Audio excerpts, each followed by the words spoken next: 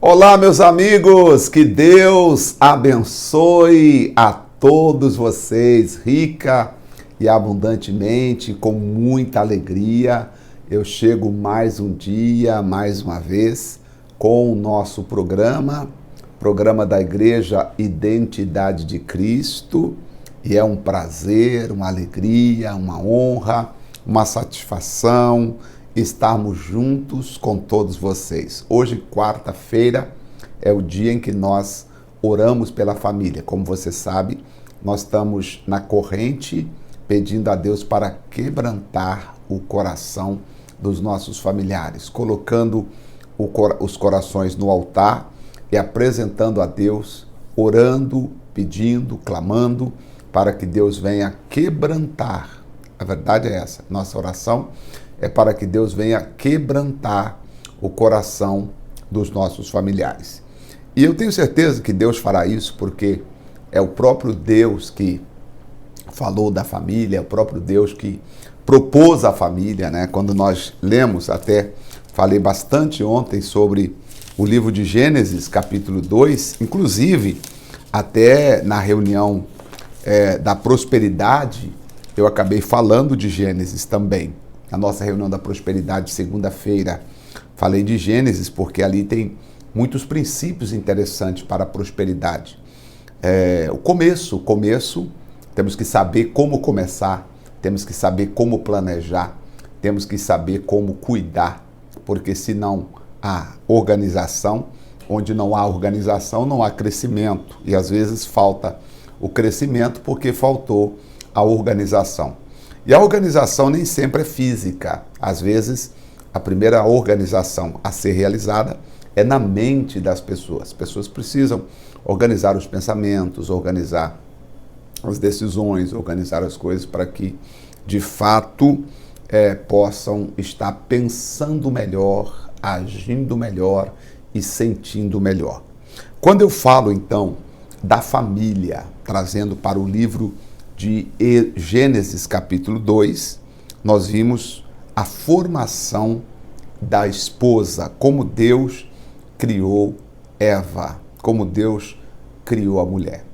No livro de Gênesis disse 2:18, disse o Senhor Deus, não é bom que o homem esteja só. Far-lhe-ei uma adjutora ou uma companheira que esteja diante dele. E aí, nós falamos bastante ontem sobre a importância do lugar da esposa na família. O lugar do esposo e o lugar da esposa. Bom, o lugar do esposo é reconhecer que sozinho ele não consegue administrar, ele não consegue cuidar, ele não consegue fazer. Sozinho ele vai ficar faltando direção, faltando ajuda, faltando alguém que esteja ao lado, de alguma forma, ajudando. Por exemplo, havendo, pois, o Senhor Deus formado da terra todos os animais do campo, então o Senhor trouxe todos os animais a Adão, para que Adão nomeasse os animais.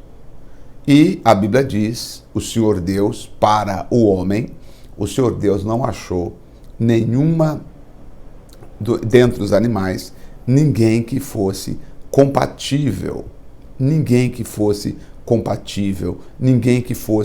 adjutora, nenhum dos animais criado por Deus pôde ser adjutora, companheira do homem. Então Deus pensou e decidiu. Bom, primeiro Deus viu que o homem precisa de uma adjutora, que o homem precisa de uma companheira.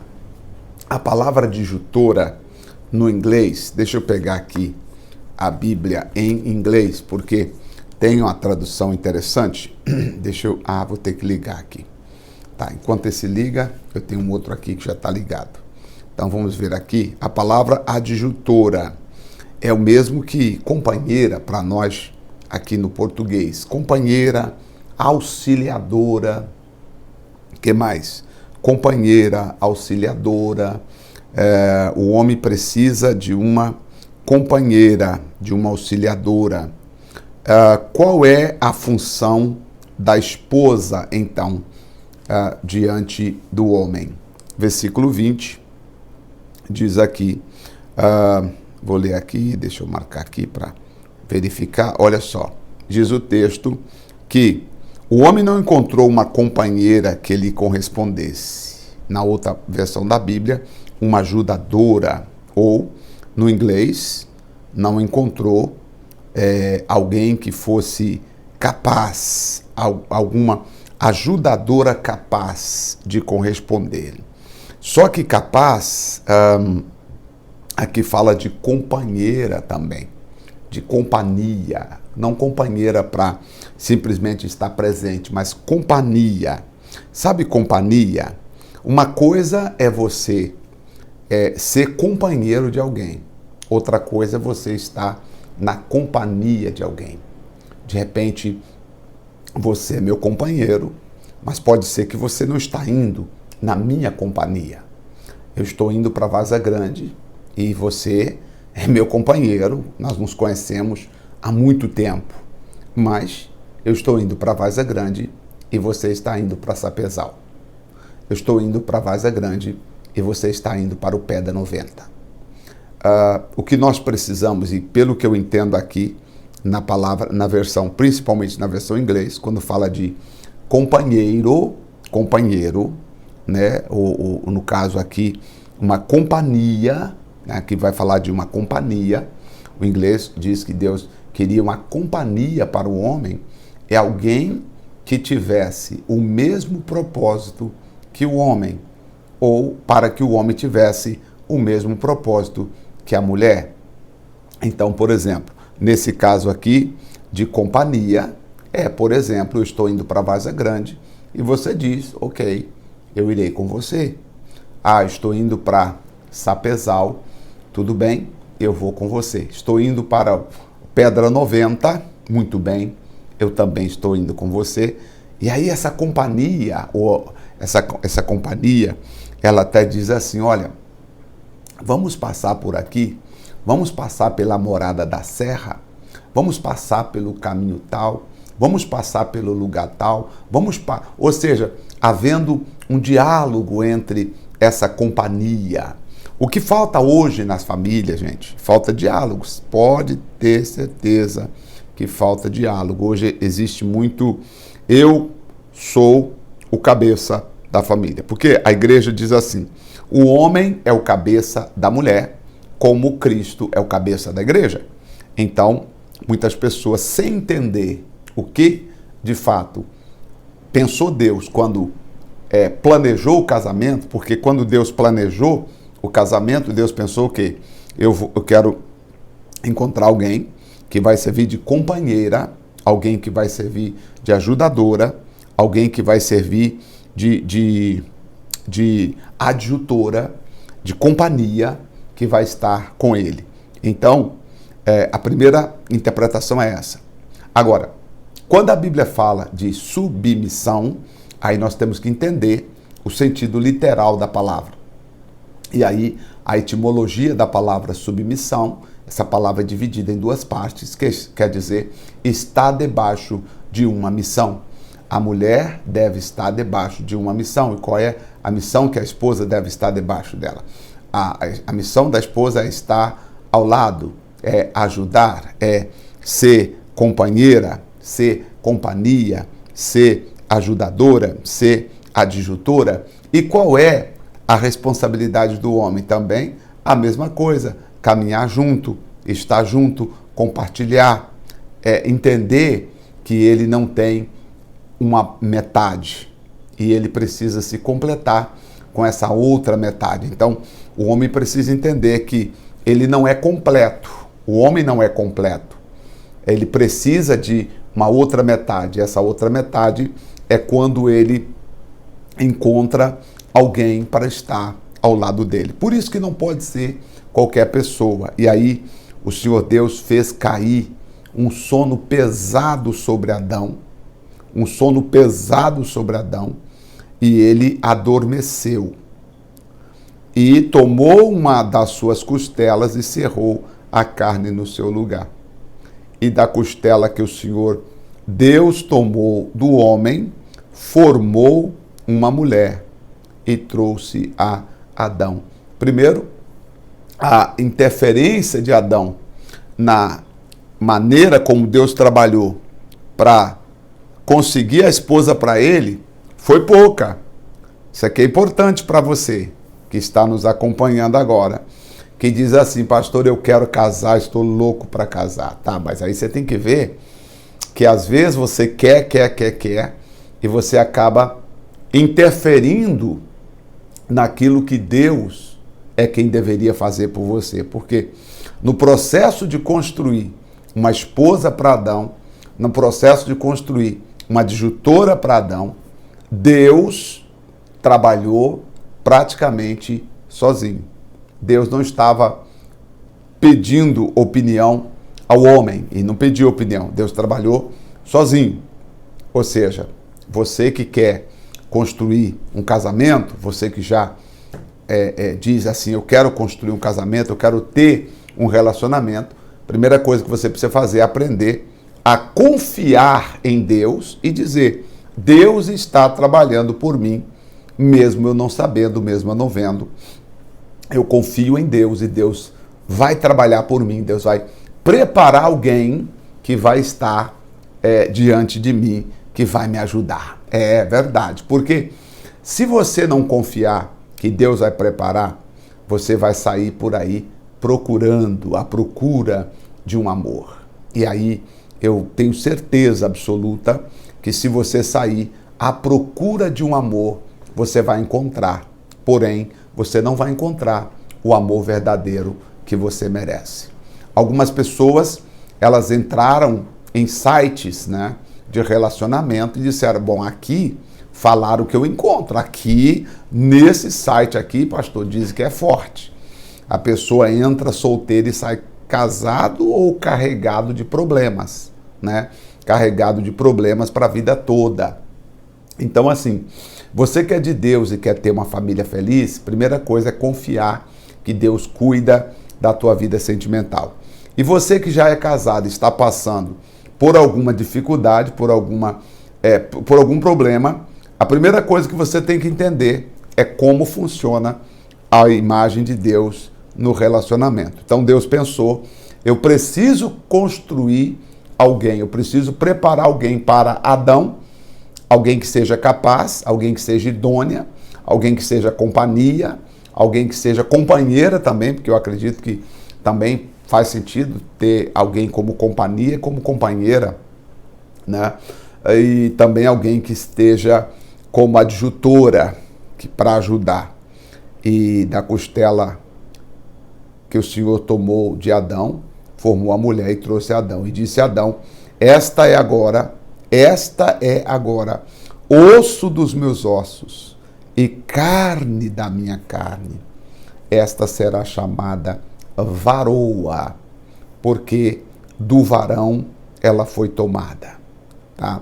E, portanto, deixará o homem seu pai e sua mãe, e apegar-se-á a sua mulher, e serão ambos uma só carne.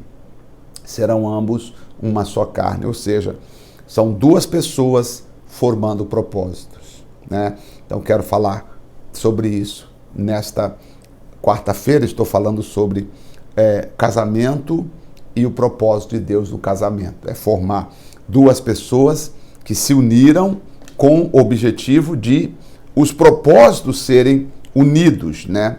Os propósitos serem unidos, os propósitos estarem unidos, né? A verdade é essa, porque se não houver união de propósito, vai um puxar para um lado e outro puxar por outro. Me desculpa falar um pouquinho mais sobre família hoje, mas hoje é quarta-feira. Eu preciso que você ore para que o coração de um na sua família, na sua casa, seja o coração de todos. Nós vamos orar para que o coração de um seja o coração de todos. 8 da manhã já foi, meio-dia também acabou, e agora nos resta 5 da tarde e também às 7 horas da noite. Venha fazer esta campanha e orar pelos seus familiares, tá bom? Nós vamos ao intervalo e eu já volto com todos vocês. Até já. Nós estamos saindo agora para fazer a entrega das marmitas hoje. E hoje, aqui ó, aumentou um pouquinho hoje a produção. Pessoal aqui que deu a força pra gente. 1000 ervas aqui, ó. 1000 ervas, Deus abençoe, Lucineide. Amém. Paulo também está aqui, ó, o esposo dela. Obrigado pelo apoio. Daqui a pouco eu mostro o Hélito ali. Já está na caminhonete. Vamos lá experimentar, né? Vamos fazer. Tá aqui, ó, gente. Que nós vamos estar levando, tá aqui. E olha, que a gente fala sempre, né? O que nós servimos aqui, nós serviríamos para o próprio Senhor Jesus, né? Tá aqui, ó. Para o próprio Senhor Jesus, nós serviríamos com amor, com carinho, o que está feito. Então, agradecemos a Deus, e Deus é maravilhoso, e vamos lá, graças às pessoas que têm acreditado no projeto. Eu vou fazer uma oração aqui, concorda comigo? Senhor Deus, em nome do Senhor Jesus, meu Pai, que cada pessoa, meu Deus, que receber este alimento, esteja recebendo não apenas o alimento físico, mas também, meu Pai, esteja recebendo o alimento espiritual para as suas vidas. Meu Pai, de fato, nós não podemos tocar no interior de cada pessoa com nossas mãos, mas por meio do alimento manipulado por nós, preparado por nós, pelas mãos das tuas filhas que prepararam este alimento, e pela boa vontade e pela generosidade de pessoas, meu Pai, que colaboraram para este momento acontecer, então que isso toque o coração de cada pessoa, onde quer que elas estiverem.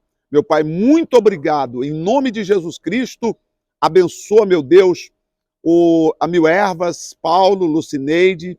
Meu Pai, abençoa o Hélito do Espeto de Ferro. Meu Deus, em nome de Jesus Cristo, e tantas outras pessoas, direta ou indiretamente, que colaborou para que o projeto vá cada dia se tornando possível e que tem colaborado. Obrigado por aqueles que chegarão nos ajudando, Pai, no projeto da IDC Social. No nome de Jesus, nós agradecemos que cada pessoa seja tocada, e aí nós pedimos, nós preparamos e entregamos o alimento, que o Senhor fale com eles, dentro do coração deles, sobre a fé, sobre o voltar para o Senhor, sobre o ser de Cristo. Em nome de Jesus. Amém? E assim seja. É a nossa oração que Deus possa tocar na vida de cada pessoa, em nome de Jesus. Deus abençoe. Graças a Deus, agora eu quero falar com você mais um pouquinho das nossas reuniões. Reunião de quarta-feira, você sabe, quarta-feira, dia da família. Quinta-feira, eu oro pela libertação na vida de todas as pessoas no bairro Jardim Glória 2. Tá? Você que mora nos bairros adjacentes ao Jardim Glória 2, por favor, esteja conosco em nossas reuniões, tá bom? Esteja conosco, participando conosco em nossas reuniões.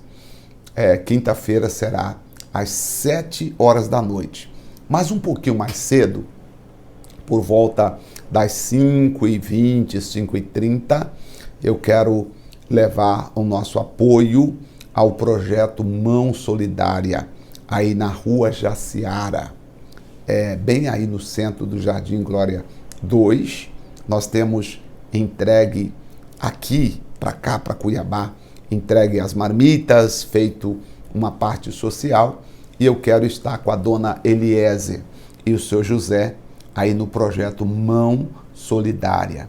Como as pessoas brincam assim, pastor, traz um cafezinho para nós. Eu já muitas vezes fui aí, tomamos um café juntos, e dessa vez eu vou levar um cafezinho, pode deixar, tá bom?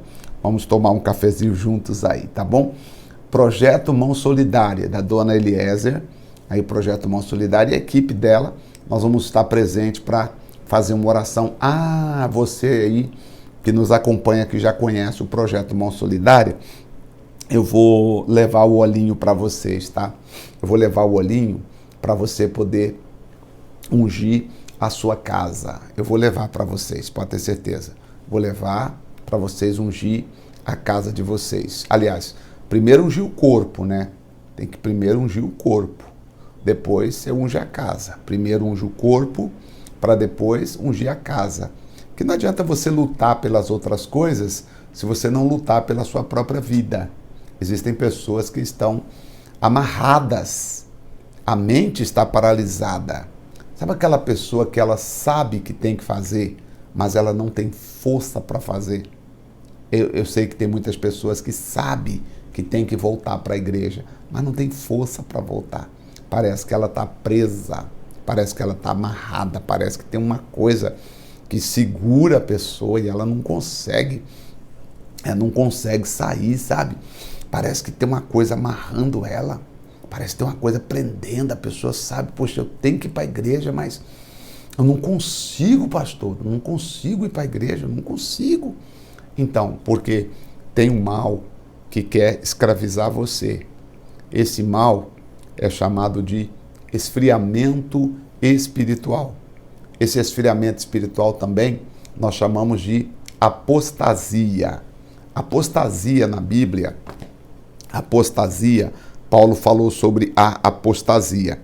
Apostasia é o mesmo que uma frieza espiritual, que a pessoa ela fica sem ânimo, ela fica sem ação, ela começa a ver como, tipo, como eu posso dizer, ela fica sem ação para poder fazer, mover a vida espiritual, entende? Ela fica amarrada espiritualmente, ela renuncia, a verdade é esta, ela acaba renunciando à fé por causa de algumas coisas. Olha como é séria a apostasia. Apostasia não é apenas o esfriamento da fé. Apostasia não é apenas o esfriamento da fé. Apostasia é o abandono da crença, é o abandono da fé. Apostasia é o abandono, é a renegação, é a renúncia da fé. E hoje, por causa de vários maus testemunhos de pessoas e de muitas denominações, muitas pessoas caíram na apostasia. Elas renunciaram à fé por causa exatamente da apostasia, por causa do escândalo, do que ela viu, do que foi dito, do que falaram para ela, né? Do que disseram para ela. E ela subiu ao monte do jeitinho que o pessoal falou, sabe? E alguém falou, olha, se você crê, se você tem fé, o seu parente não vai morrer. Se você tiver fé, seu parente não vai pegar Covid, porque quem tem fé não pega Covid. Aí o que aconteceu? O seu parente não vacinou, não se precaveu e morreu de Covid. E o que aconteceu com você? Você caiu na apostasia. Você abandonou a fé por causa desse cidadão que disse que não precisava tomar remédio, que o poder de Deus era maior do que a Covid, e aquelas coisas todas que muitos religiosos, mal religiosos, acabam falando para as pessoas. E aí você acabou comprometendo a sua vida espiritual. Hoje a sua vida espiritual está realmente, sabe, fraca, você não tem mais condição, você está afastado você está afastado da presença de Deus, né? Você está afastado da presença de Deus, você renunciou à fé, renunciou o amor a Cristo, e aí você acabou voltando a fazer tudo que você fazia antigamente. Hoje você tem até vergonha de voltar para a igreja, porque você sofreu essa apostasia, essa renegação da sua fé, esse esfriamento que você teve. Há muitas pessoas, e aí eu falo da apostasia porque é o grande mal que o apóstolo Paulo sim, falou. Olha só, o apóstolo Paulo disse, deixa eu pegar aqui em Timóteo, ele disse que alguns nos últimos dias apostatariam da fé, tá? Apostatariam da fé, dando ouvidos a espíritos enganadores e a doutrinas de demônios. Olha o que o apóstolo Paulo disse a Timóteo, já naquele tempo, quando ainda o evangelho estava começando a progredir, alguns anos depois da morte de Jesus. Paulo já falava: Timóteo, preste atenção, Timóteo, você prega aí para as igrejas que você toma conta, presta atenção. O Espírito Santo, Timóteo, diz que nos últimos tempos apostatarão da fé. Apostatarão da fé. Muitos apostatarão da fé, dando ouvidos a espíritos enganadores e a doutrina de demônios. Então existem espíritos enganadores e também existem doutrinas de demônio, tá? Duas coisas: espíritos enganadores e doutrina de demônios. Só que o espírito enganador e a doutrina de demônio só consegue entrar na igreja se houver homens hipócritas e mentirosos. É o que Paulo disse aqui, ó. Essa doutrina de demônio e esse espírito do engano e a doutrina de demônio, ela só conseguiria entrar na igreja por homens, pela hipocrisia de homens que falam mentira, tendo a sua mente cauterizada, tendo a mente já cauterizada. Sabe, pessoas que foi cauterizada a mente dela, ela já não muda mais, porque ela acha que o que ela faz é certo e nem Deus pode mudá-la, porque ela não aceita. Ela acha que Deus a santificou, que Deus a beatificou, e ela acredita que tudo que ela faz é o que Deus está dizendo para fazer. Em nenhum momento a pessoa para e pensa: mas será? Não. Ela age como se o próprio Deus estivesse falando com ela. Ela age como se ela não tivesse que dar resposta a ninguém, submeter a ninguém. E até a palavra de Deus, muitas vezes, ela interpreta a palavra como se ela estivesse acima da letra da Bíblia. Ela diz assim: olha, é assim, e aquilo que ela acha que não é, ela não busca a interpretação gramatical da palavra, e muito menos ela pratica a exegese da palavra, e muito menos ela usa a hermenêutica para interpretar a palavra de Deus. Ela vai buscar o entendimento dela, e ela fala do entendimento dela, e ela coloca coisas do entendimento dela. Com isso, o que acontece? O demônio consegue semear a sua doutrina, semear o seu engano. Por duas formas. Como é que o espírito do engano entra? Pela hipocrisia de homens que falam mentira, tendo cauterizado a sua própria consciência. E aí eles começam a proibir as coisas, né? Proibindo as coisas, dizendo: não, porque Deus falou, porque Deus me revelou, porque Deus me falou isso, porque Deus me falou aquilo outro, e porque não pode comer isso, porque não pode comer aquilo, porque tem que fazer certo tipo de jejum, você tem que fazer isso, olha, tem que fazer o que eu estou falando se você quiser ser abençoado. E aí as pessoas acabam indo, né? Indo por esse caminho, vai chegar lá na frente, essa pessoa vai deparar com o que nós chamamos aqui de apostasia, que é o abandono da fé. E quantas pessoas você conhece que abandonou a fé, que já não anda mais com Deus, que já não busca mais a Deus, que já não serve mais a Deus como servia antigamente, tinha alegria de vir para a casa de Deus, cantava, louvava. Aí você diz assim: pastor, o senhor não sabe o que aconteceu comigo. Sabe, eu sinceramente, pastor, isso aí que o senhor está falando é pura verdade, porque eu entrei de cabeça numa denominação, mas de cabeça mesmo, pastor. E tudo que eles pediam para fazer, eu fazia. Eu ia na igreja segunda, terça, quarta, quinta, sexta, sábado e domingo. Tá? E era para fazer voto, eu fazia. Era para comprar coisa, eu comprava. Era para ir para o monte, eu ia. Era para repreender, eu repreendia. Só que depois, pastor, eu vi que aquilo ali virou uma seita, virou uma religião.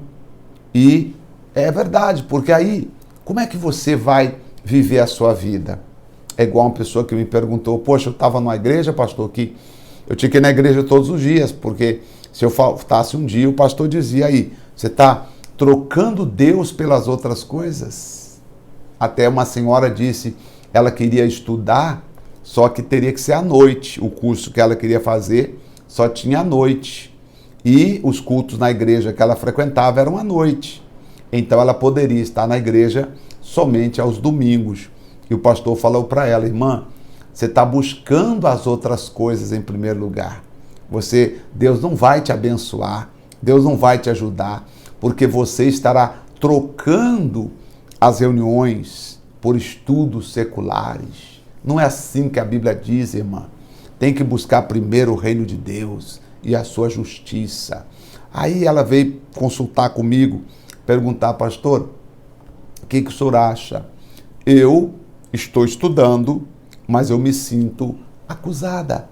Eu estou sentada na sala de aula e pensando, meu Deus, eu tinha que estar na igreja agora, eu tinha que estar no culto, eu tinha que estar limpando, eu tinha que estar fazendo coisas, etc. Eu disse, minha irmã, é o seguinte, no final do dia, quem precisa crescer é a senhora. E além do mais, a senhora é membro do corpo de Cristo. E o membro do corpo de Cristo, o Senhor Jesus, disse que onde estiver 2 ou mais pessoas reunidas no nome dele, ali ele estará presente. Então, a senhora não precisa ficar se condenando. Muito pelo contrário, preste muita atenção na matéria, aprenda, cresça, que a senhora vai glorificar muito mais a Jesus com o seu testemunho, com o seu estilo de vida, do que a senhora ficar na igreja segunda a sexta e não concluir a faculdade que a senhora deseja. Porque esse pastor, depois ele vai embora, ele muda de cidade, ou às vezes até abandona a fé, e a senhora que perdeu tempo fica aí. Ela falou, nossa, pastor, nunca tinha recebido uma informação, uma orientação dessa. Eu falei, então, por isso que é importante. Você não pode deixar de cumprir os seus sonhos, de cumprir os desejos que você tem no seu coração, por nada. Você precisa ser forte, ser corajoso, ser vencedor. Este é o desejo do nosso coração para você. Não deixe a apostasia te pegar. Ela te pega por quê? Por causa da hipocrisia, por causa da mentira de pessoas que mentem em nome de Deus e você acaba se ofendendo com Deus e não com a pessoa. Depois eu volto, daqui a pouquinho, e quando eu voltar, faremos a oração da fé. Até já. Vamos agradecer a Deus, visto que o meu copo com água aqui já está. Senhor nosso Deus e nosso Pai, em o nome de nosso Senhor e Salvador Jesus Cristo, eu te apresento, te ofereço, meu Deus, este copo com água, e assim, meu Pai, apresentando a Ti a vida de todas as pessoas que estão orando comigo agora. Pai, estenda as Tuas mãos. Pai, é no nome do Senhor Jesus Cristo que eu estou pedindo ao Senhor para abençoar a vida de todas estas pessoas. Meu Pai, passa com Teu poder e consagra esta água, para que toda pessoa, meu Deus, onde quer que ela estiver, ao beber desta água, ela venha a ser fortalecida, o doente seja curado, o que está no hospital, oh meu Deus, nós temos andado pelos hospitais, temos visto pessoas, meu Pai, que se não for o milagre do Senhor pela vida delas, se ela for contar com a ajuda humana, tem sido vão o socorro do homem por causa do problema que ela tem passado. Mas eu te peço, meu Deus, consagra, abençoa esse copo com água, para que todas as pessoas que beberem desta água venham ser abençoadas. Em o nome do Pai, do Filho e do Espírito Santo, para a honra e para a glória de Deus. Assim seja. Amém e graças a Deus. Vamos beber do copo com água.